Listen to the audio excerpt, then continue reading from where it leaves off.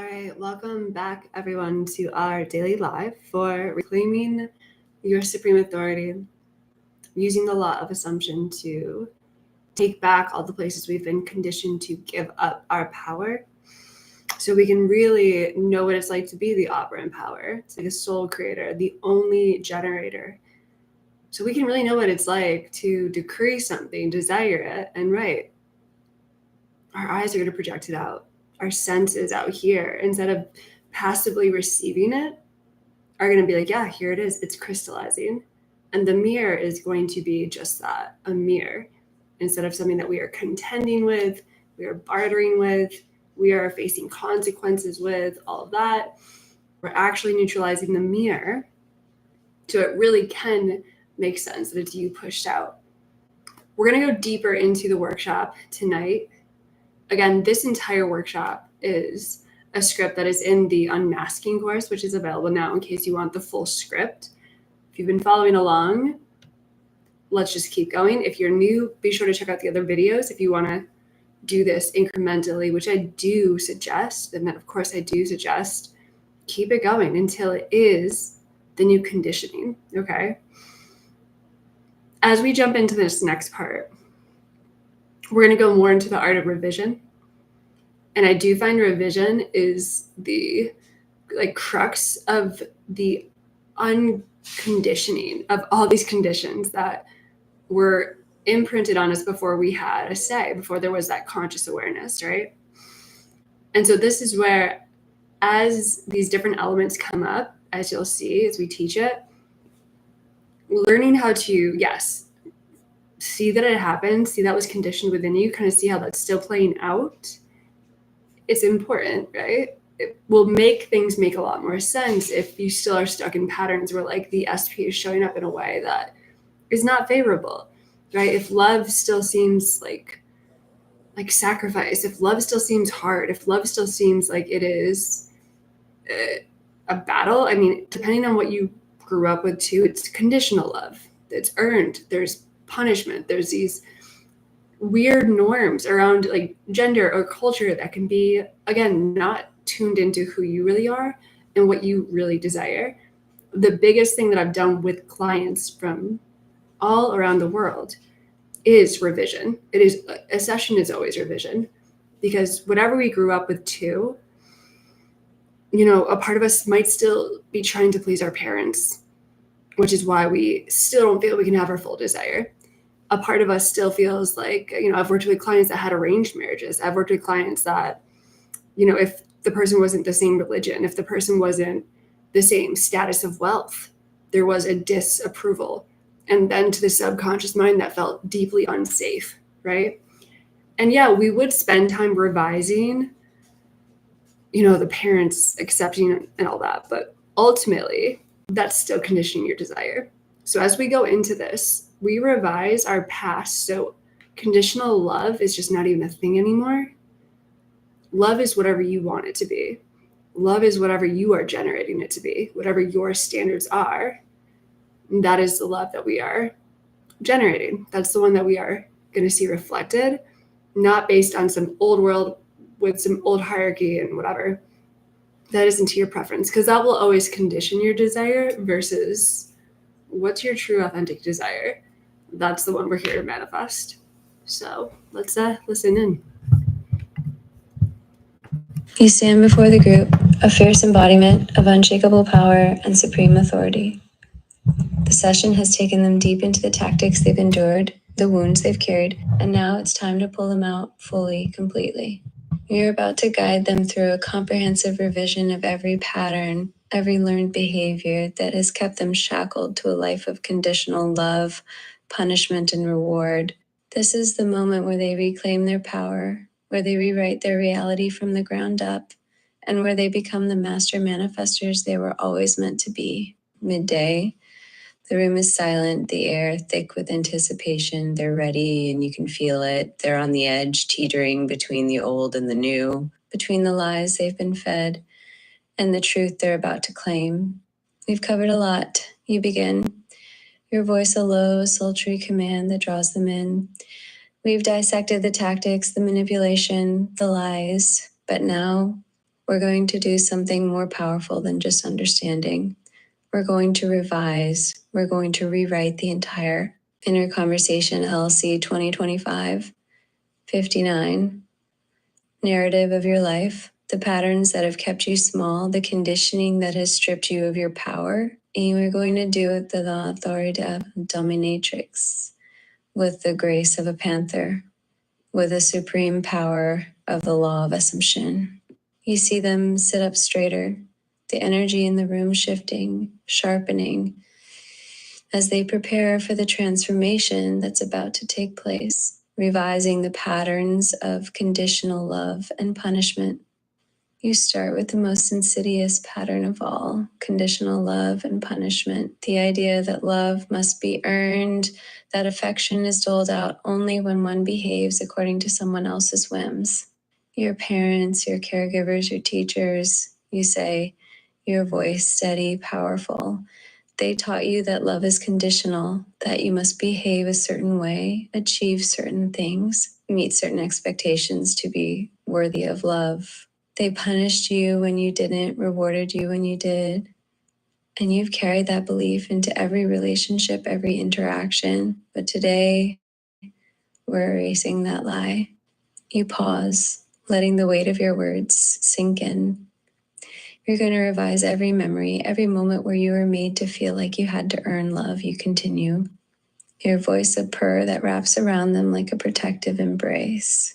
You're going to see yourself as already loved, already worthy, without condition, without question. You're going to rewrite every interaction with your parents, with your caregivers, where they tried to make you believe that love was something you had to work for.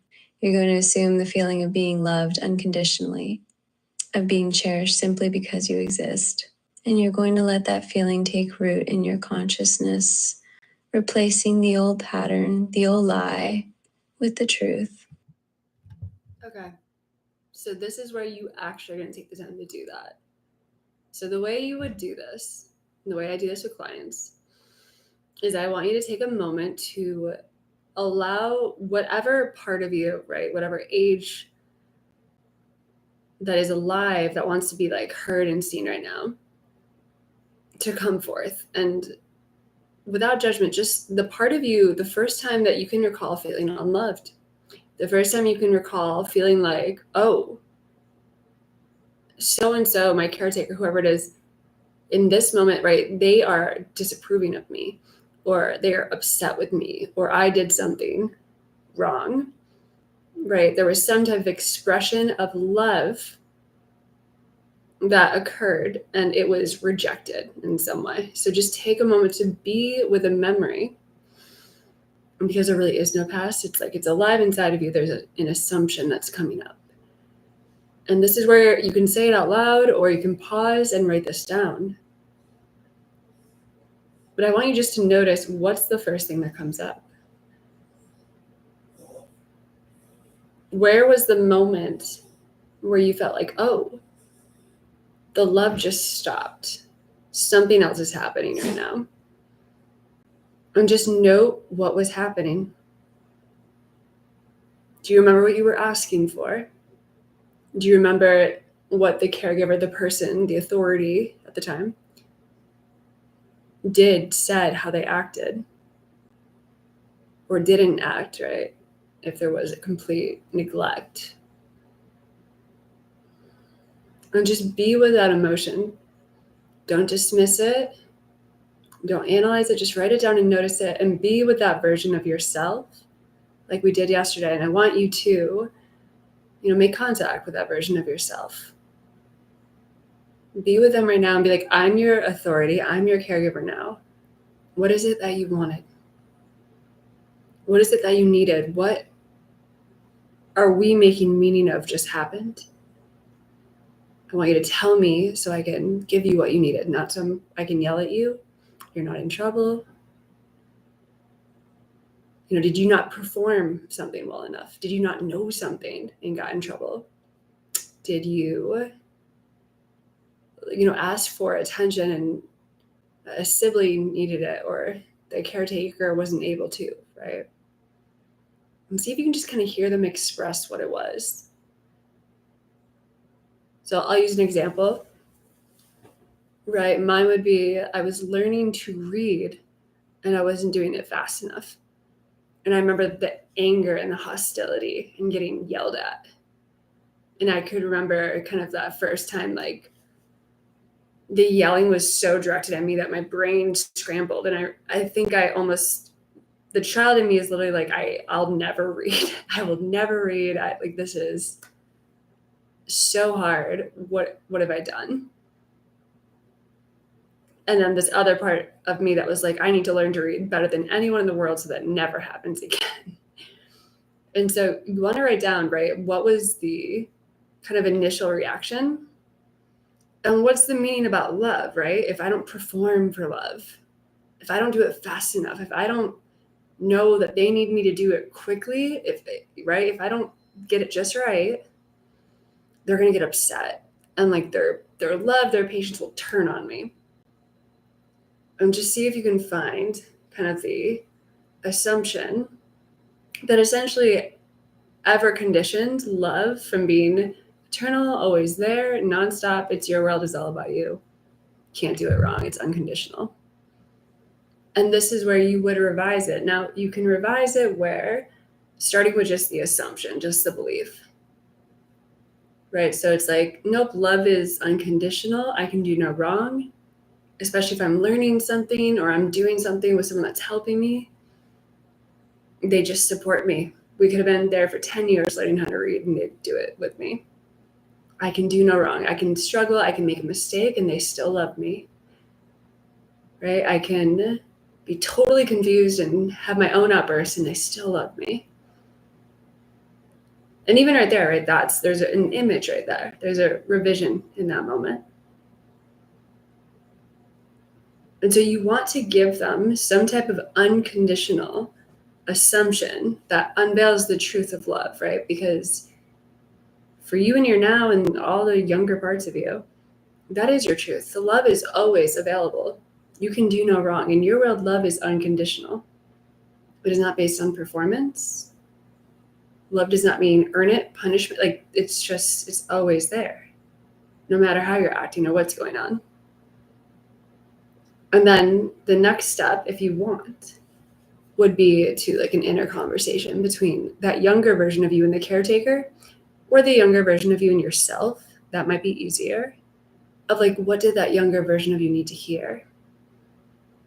Right? So an example would be, if I would put myself as the caretaker with my younger self, when there's that like hiccup or that mess up, there would be the reassurance of like, hey, you're already the best reader. We are like coming into that, and take all the time you need.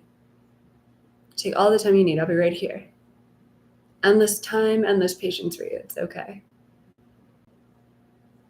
Right? Something that, again, just brings that younger version of you relief. Right? Like, I love you no matter what. It's not based on performance. You'll get this. No big deal. I'm right here. I'm solid. I'm stable. I'm secure. I'm not going anywhere.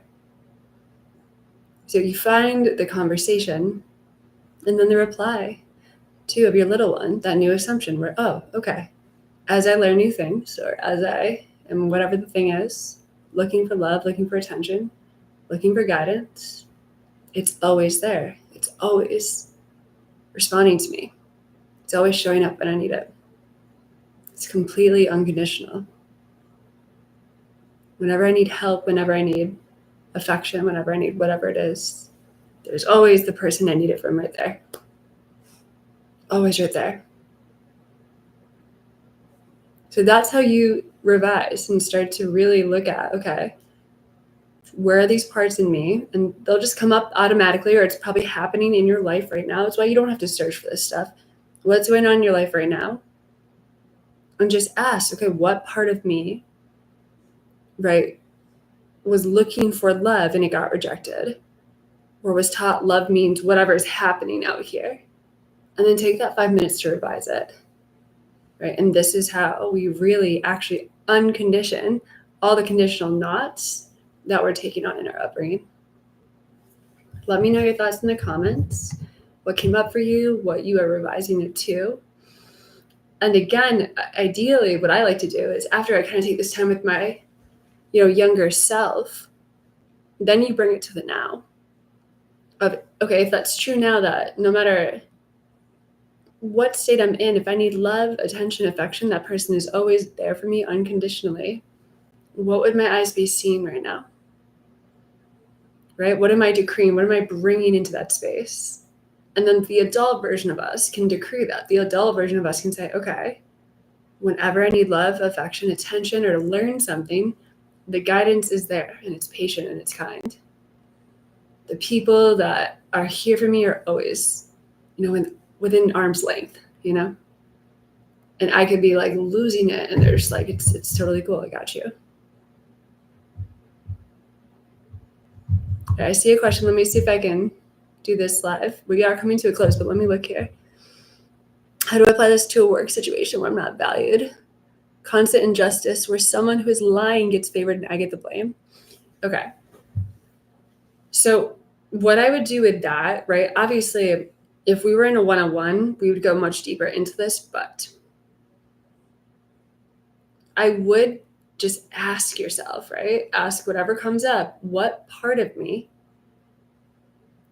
is feeling that first time that I felt that I wasn't valued. Because, right, there was a certain point when you're born, you knew you were valued. You knew that you were number one, 24/7, right? And there was no blame on you, but somewhere, right?